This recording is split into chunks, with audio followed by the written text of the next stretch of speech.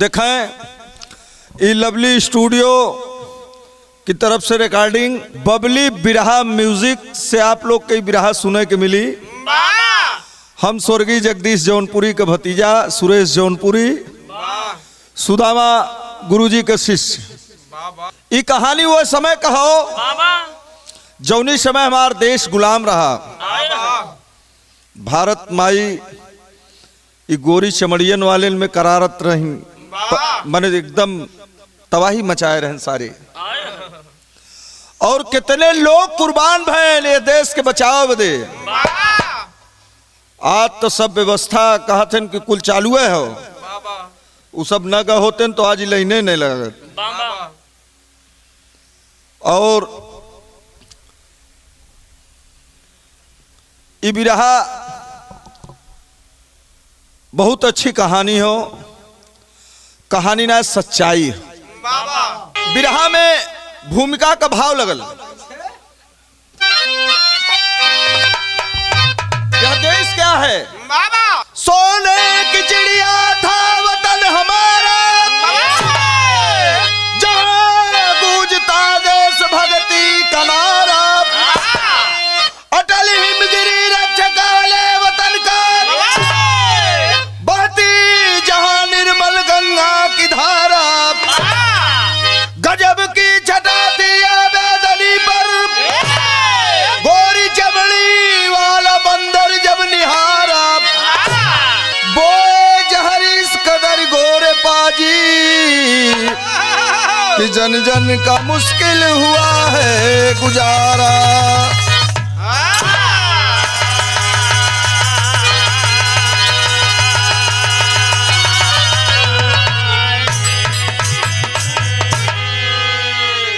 कभी यह देश सोने की चिड़िया हुआ करता था, गजब की छटा थी इस धरती पर, जहां गंगा की निर्मल धारा बहती है। गंगा यमुना सरस्वती सबका मिलन हुआ इसी भारत की धरती पर, प्रयागराज में। गजब की छटा थी यह मैदानी पर, गोरी चमड़ी वाला जब निहारेस, जब देख लेस कि देश बड़ा सुकून चैन अमन से हो, और बहुत कुछ बा यहाँ, जहां ईश्वर पैदा हो बदे तरसे, वह देश के गोरी चमड़ी वाला का केहू देखी तो लोभित हो जाए। उन्हन का नियत खोट हो गई। खोट जब भइल उनके नियत में उन्हन के, तो भइल का एक ठे गजल लगल।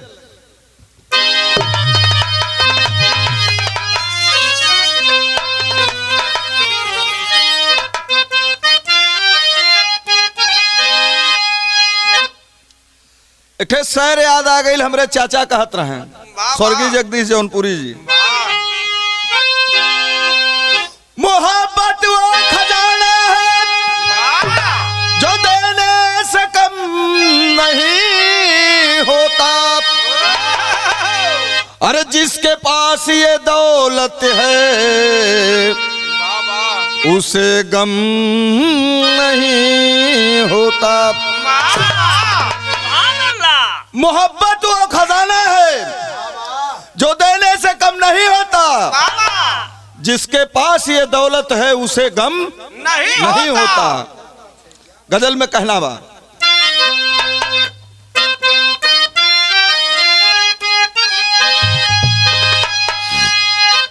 अरे मैं नाजे हुस्न हूं, अरे मैं नाजे हुस्न हूं, मेरा एहतराम करो। अरे मैं नाजे हुस्न हूं, मेरा एहतराम करो। अरे जवानी नाम है मेरा, मुझे सलाम करो।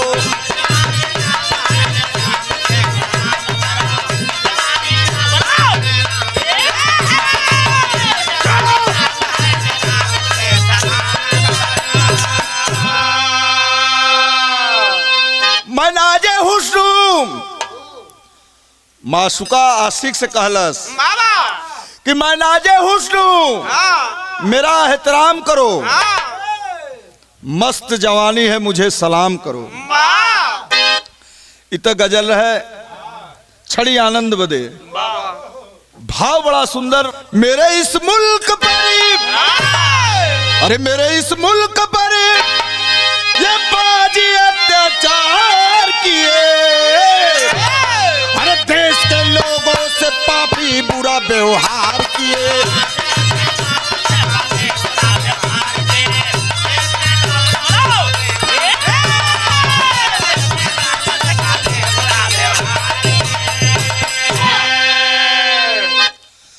गोरी चमड़ी वाला जब देख ललस धीरे धीरे हलल, हमरे देश में अइला धीरे धीरे मिला के अपन रोजगार करे के व्यवस्था कैले। रोजगार करत करत हमरे देशवे पे हमला कर दे, देश को हमारे बंदी बना लिए। जिस समय देश हमारा गुलाम हो गया, जब गुलाम भल तो बड़ा बड़ा अत्याचार करे उन्हें। जौहरी लगल बुल्लू गुरुजी वाली,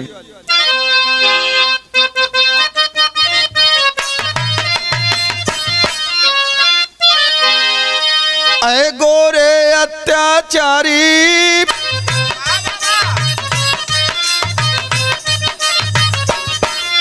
अब जुल्म किए हैं आई,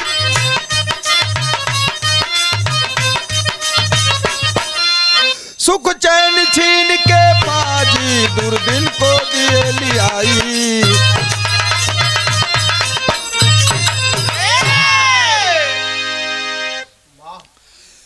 ई गोरकन आए के हमरे देश में इतना अत्याचार कैला, इतना अत्याचार कैला कहे कि नहीं। बारे भारत का धरती और यहाँ का माई ऐसा ऐसा सपूत पैदा करता है। बहुत जुर्म के हैं, सुख चैन सब छीन लिए उन्होंने। यूपी का जिला इटावा सफाई गांव, रघुनाथ नाम जिनका कुश्ती बहुत बढ़िया लड़ते थे। रघुनाथ जी बहुत अच्छी कुश्ती लड़त रहे। और एक कायर ही देश में आए के और मजे के लगल दहाड़े दहाड़े लगल। रघुनाथ पहलवान की यहाँ बात गई, सुन के खलबलाए उठे, कहे न रे इस सारे का औकात, ये ऐसे कैसे भारत में हल्के हमान के ललकार के चल जाई। अहिरे का पूत बारे जज्बा वो अलग है जज्बा। और इतनी बात सुनत एकदम आग बबूला हो गई ना, कहलन ललकारलस तो जाई कैसे ही। जब इतनी बात कहला तब भैल का एक ठे तरज लगल।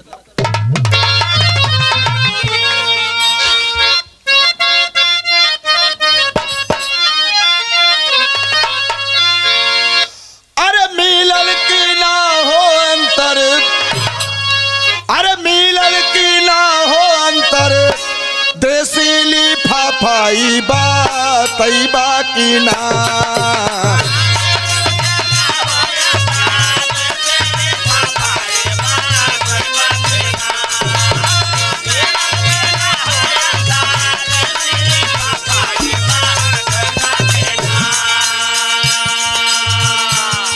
बैरन में लिखतानी सफा सिपाही राजा यही बाकी ना।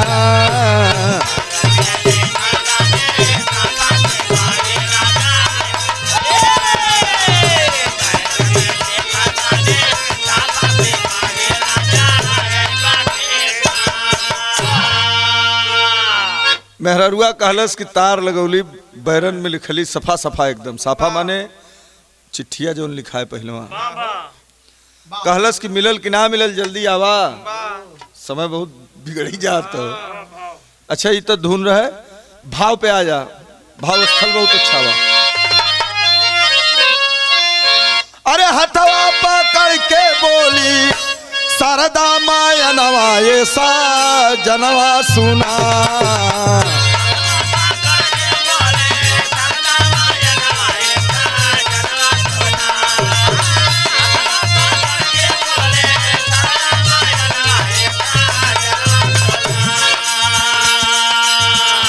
कैसे के बीती जग में, कैसे के बीती जग में दिनवा ये हमारे साजनवा सुना।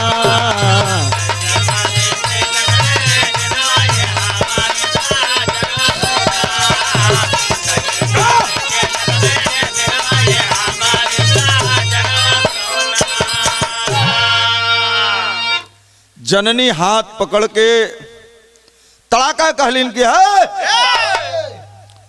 या के ललकारत हो, कुल रियाज पानी आज व्यर्थ हो जाई। हाथ पकड़ के जौनी समय शारदा महनवा समझावे लगिन, कहलीन कि ना हम कोनो बात पसंद ना, बड़का पहलवान बनाला, आज हमरे भारत का मर्यादा जाए चाहत बा। कहना तब का होई चाहिए, अंतरा में कहना बा।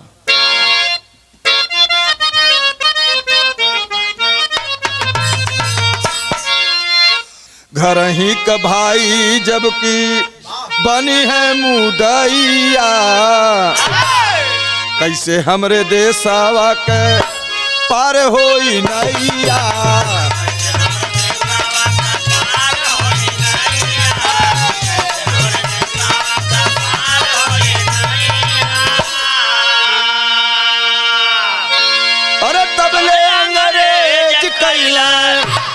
कुश्ती कैलनवा साजनवा सुना।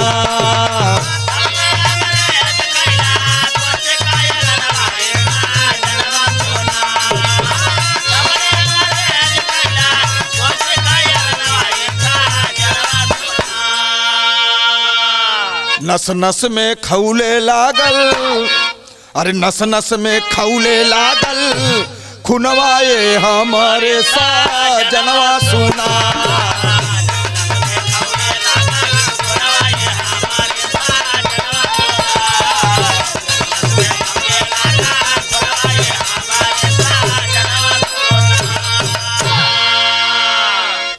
शारदा कहलिन कि ओकर ललकारब हमरे नस नस का खून एकदम खौल गल हो। हमें चैन तबे मिली जबले ओकरे बात का जवाब ना हो जाई। बारे हमरे देश के नारी कुछ भी कुर्बान कह देवे के तैयार रहलीन, लेकिन सम्मान से खिलवाड़ ना हुई। जब इतनी बात कहिन, जब कहिन तो भैल का एक तरज लगल।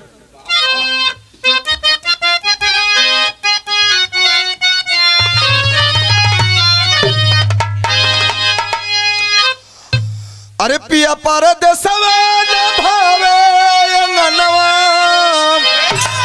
अरे बिरही बनल बास जारी। अरे मोरी, अरे मोरी, अरे उड़ी उड़ी जाल अचरिया।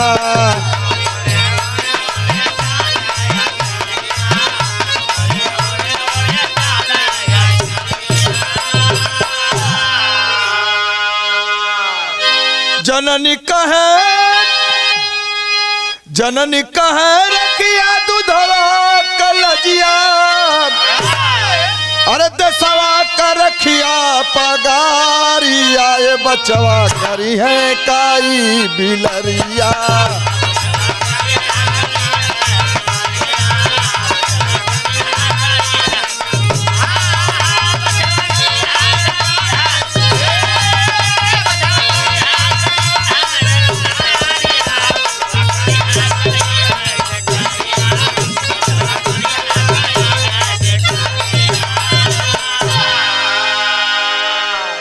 जौनी समय उजाए बदे तैयार भइलन, शारदा माता कहिन कि हे बेटवा, ये कुकुर बिलार तोर का करी है, इनके माने कुछ नहीं।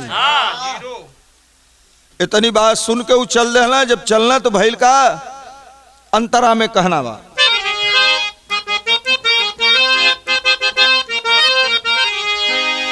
अरे शहर फरीदाबाद भइले लनावा, अरे 26 जनवरी कुश्ती वाला दिनवा।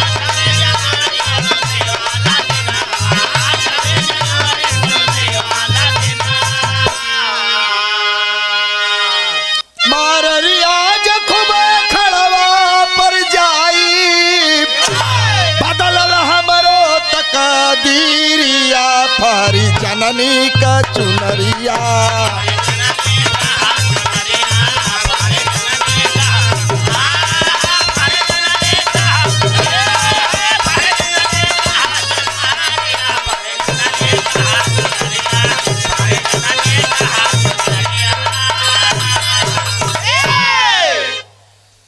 पहलवान कहला कि हे माई आज भारत माई के अचरा खूब फहरी, ओकरे में कौन हस्ती हो को मिटा दी।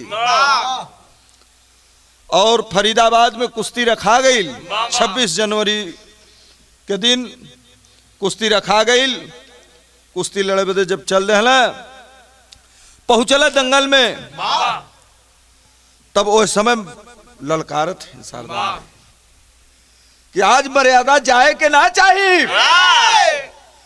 गोरका चमड़ी वाला जौन बा एक एक करियवा बना दिया, चरम रोग काम न देई। हाँ, तब रघुनाथ जवाब देना कि आज ही भारत माई के चुनरी लफहरी एक आज हम छोड़बो ना करब। जब इतना कहला तो भैल का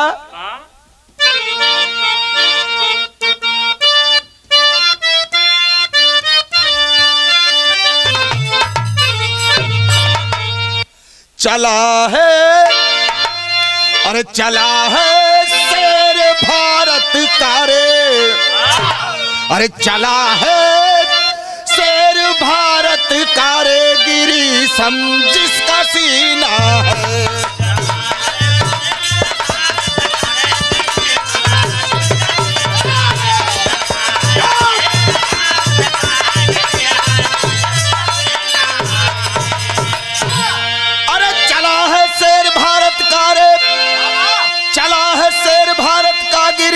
जिसका सीना है, जिसका सीना है, जिसका सीना है, मिलाया हाथ, अरे मिलाया हाथ पाजी से रे, अरे मिलाया हाथ पाजी से रे, माथे हुआ पसीना है।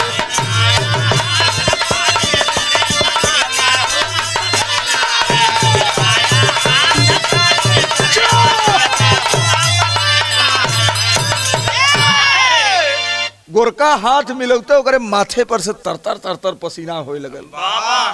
अरे बाप रे, आज ललकार भारी पड़ जाई। काट के दांव से दांव फट से काला जंग लगा देहला। जब लगा देहला तो अंग्रेजवा चित्त हो गए। जब चित्त हो गल तब हर से ताली बजत बा, तर तर तर तर ताली बजे लाग। जब ताली बजल अपने देश का पहलवान जीत गई ना। अंग्रेजवन का सट से दिमाग काम कर गई। अरे बाप रे, ये पहलवान के छोड़ देहल जाए तो हमहन बदे बड़ा घातक हुई। पटाखा सोच के और दिमाग लगा देना। का दिमाग लगाऊ ना, अरे भारी उमर कमर लचकनिया, अरे भारी उमर कमर लचकनिया, गोरिया घीचे निहुर के पनिया, गोरी का झूल झूलनिया ना।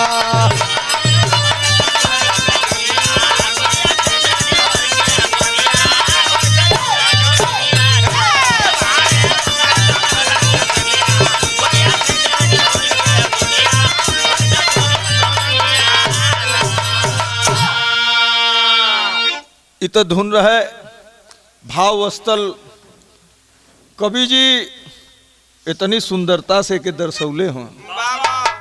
जूझे अंश यदु के जंगे मैदानवा हो जवनवा, कैले भारी नवाना।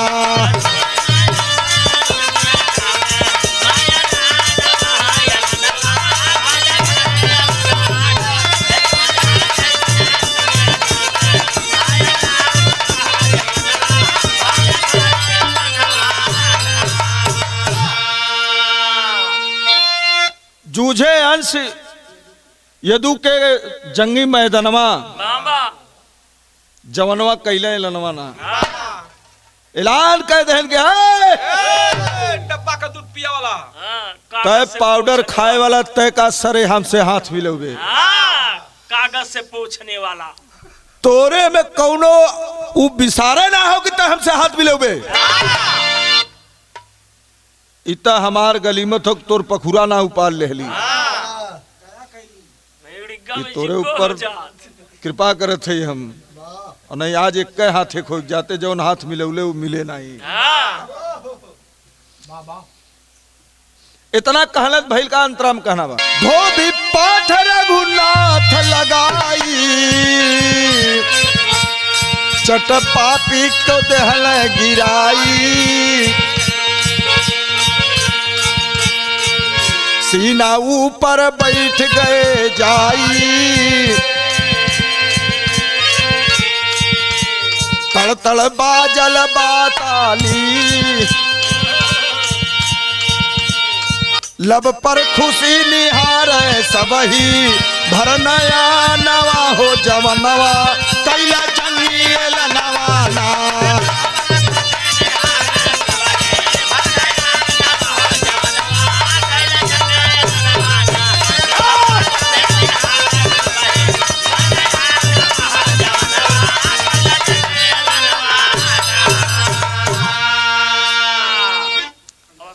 जब खुश भैन सब खुशी से आंख से आंसू गिरेला खुशी का आंसू और ऐलान हो गल बाबा कि लड़िए जय पहलवान हुई है अंग्रेजवन तय से लड़िए 10 हो तोरे लिया हम पछड़े वाला नहीं है। ऐलान कर दिला पूरा भारत के मने जितना देखे वाले तर तर तर तर ताली बजावत। अरे वाह क्या रे पाउडरवा खाए वाले तोर कोनो का थोड़े यह कह के मार ताली बजत बा। हंसत हंसत लोगन के आंख से आंसू झरझर झरझर गिरत बा कि अरे बाप रे बाप तहलका हो गई। बाबा बड़ा नामी पहलवान रहे उठाए पटकले ओकरे कहानियां बिगड़ गई।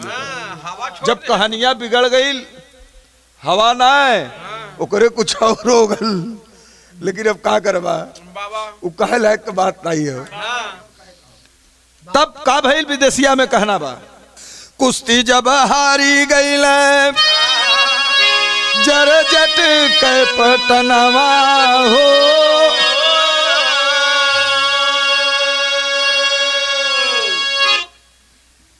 योजना बनाए कैले धोखवा के मरिया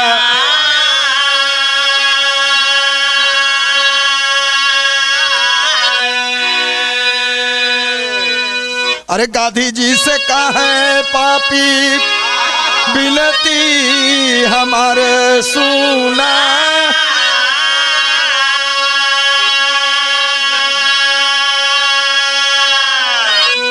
भेजा रघुनाथ जी के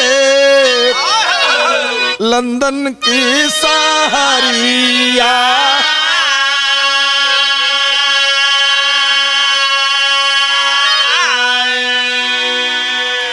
अरे पपियन के मनावा के चलना ही जाने गाधी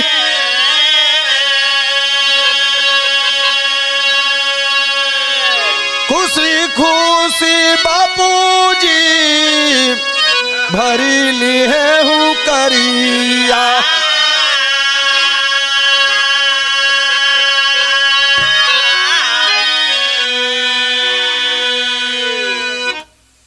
जब जर्जट कैप्टन के हरा देला उन्होंने अंग्रेजवन के दिल दिमाग में छल रहे गद्दार तरहबे कैले लगल दिमाग लगावे कि का कहल जाए ये पहलवान रहे ना सोचे सोचे तो उन्होंने के दिमाग में एक बात आई कि काहे न गांधी से बतिया लिहल जाए और कोनो दिमाग लगा के न ले चला। तो उन्होंने दिमाग लगावत लगावत लगौला का हो अरे अकेला गए लंदन की नगरी हिंद का शेर दिलावर रघुनाथ अलबेला अरे हाल बेला हिंद का शेर दिलावर रघुनाथ अलबेला अकेला गए लंदन की नगरी। हमरे देश का शेर अकेले तैयार हो गए कि अरे कुल अंग्रेजन पे हम अकेले हावी है सारे चला चल दे तड़ से तैयार होके निकलना चट से चल दे लंदन की नगरी। जब लंदन में पहुंचला तो भाई का पहपट में कहना बा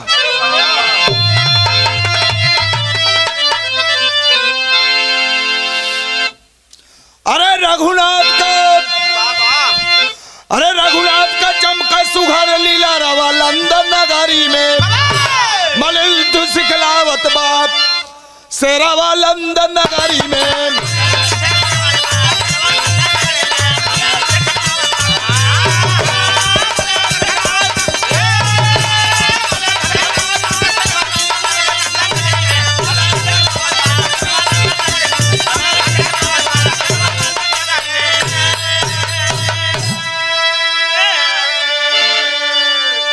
दाव पेच कुश्ती कला जब 14 दिन सिखलाए हो धोखा कई दूध में तब पाजी जहर मिलाए हो समझ गए रघुनाथ ना बच जी अरवा लंदन नगरी में।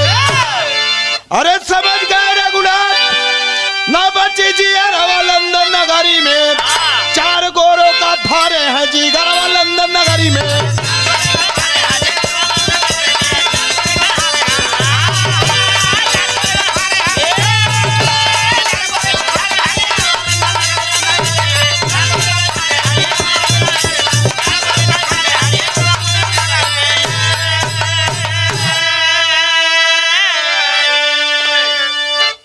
अंग्रेज बा पपिया जवन बाहन 14 दिन उनसे कुश्ती का दांव पे सिखला सिखत सिखत 14 दिन बीतल तब उन्हन के दिल दिमाग में बात दूसरा आ गई कि अब तो लंदन में है ये हैं कोनो दिक्कत ना हो जौन चाहल जाए वो कह लेहल जाए।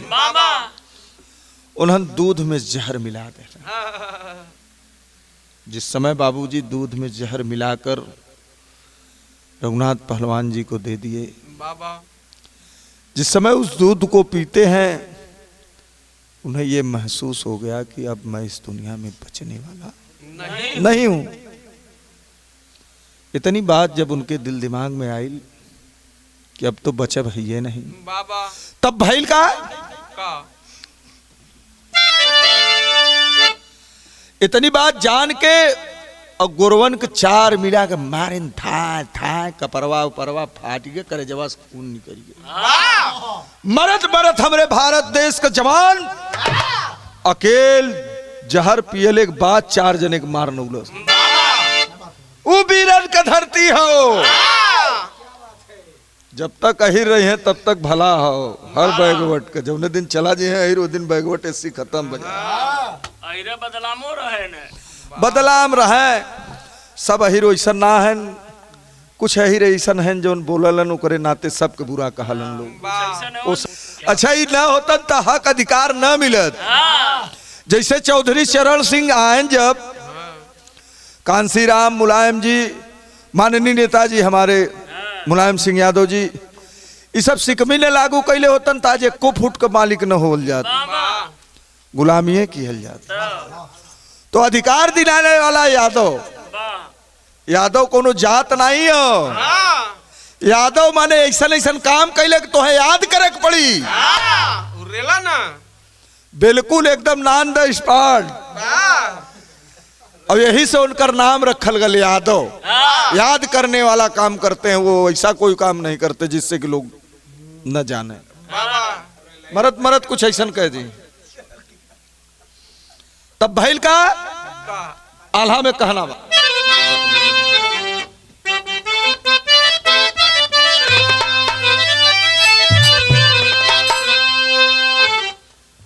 अरे धन्य रघुनाथ साथे केहू नाही रहल भैया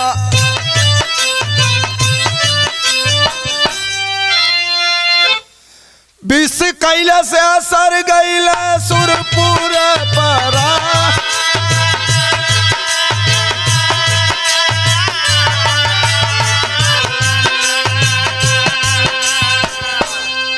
कि ये वारलेस पाजी भारत की नगरिया ये पंचो,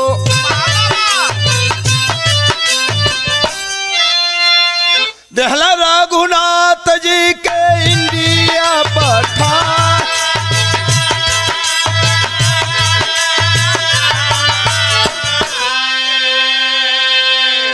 बोरावा में लाश भर के भेजे बाई मनवा ये पंचो, पालम एयरपोर्ट पर पहुंची गई जा।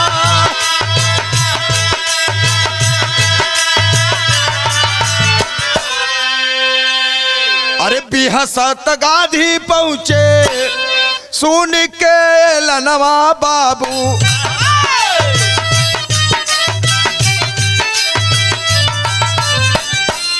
लाशी देखे बोरावा में कैले कठुआ,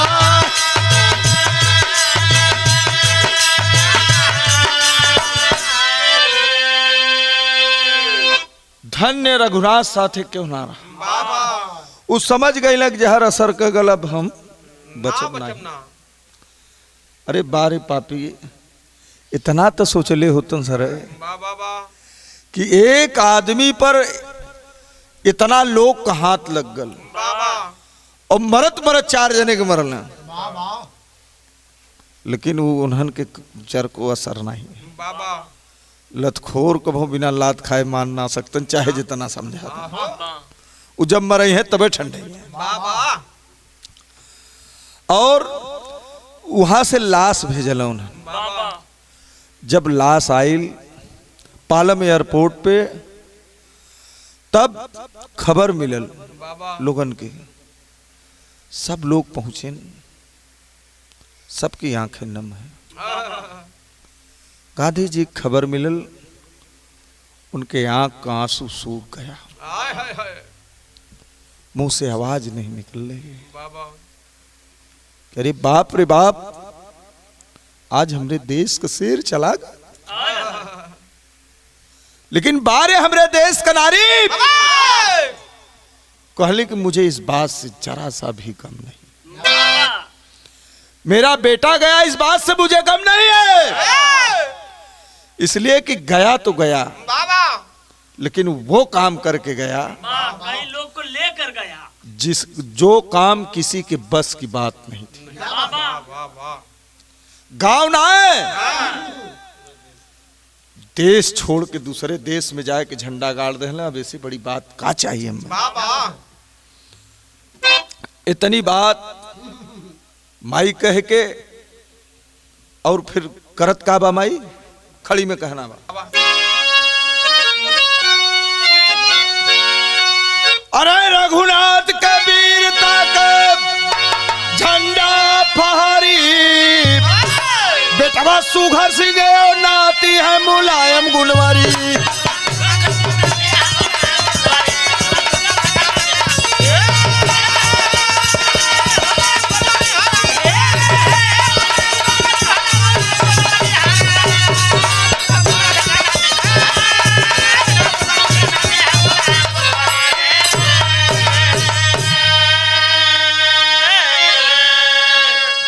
कई बार सीएम भय उत्तर प्रदेश की धरतिया, बेटवा कलेश के थमाया पंथतिया, शासन के खुश भइल यूपी नगरी, बेटवा सुघर सिंह और नाती मुलायम गुणवरी। कैले कलेश डिम्पल यादव जी से सदिया, पैदा भइल अर्जुन खुशहाल भय धरतिया, युवा दिल के धड़कन का कलेश लहरी, जेकर साइकिल वाला झंडा गगन में फहरी।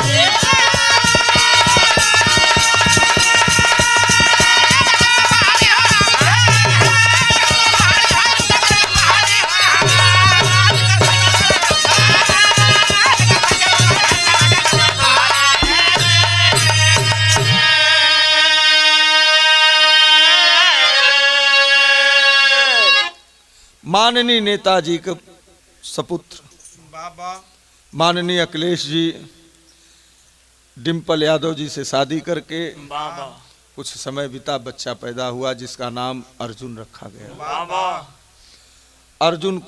अर्जुन के पैदा होने पर यह धरती बड़ी खुश हुई कि चलो उस कुल से हम लोगों की रक्षा हुई है और होती रहेगी। बाबा इस बात से सभी लोग खुश हैं। युवाओं के दिल के धड़कन हुआ करती। बाबा माननीय हमारे भूतपूर्व मुख्यमंत्री महोदय अखिलेश यादव जी आज के युवन के दिल के धड़कन है। बाबा ऊ ना है न उनकर काम, ऐसा काम हो कि लोग के दिल के धड़कन हुआ कर। और साइकिल वाला झंडा गगन में फहरी, आज से ना आद से उद्देश्य बदे कुर्बानी देत परिवार चलाल। गुरु बिहारी गुरपत्तू जय मंगल नायक लाल, गुरु कृपा से लिखे सुदामा गीत सुघर तत्काल। अरे अकेला गए लंदन की नगरी, जगदीश जौनपुरी सुरेश वीर बघेला, अकेला गए लंदन की नगरी।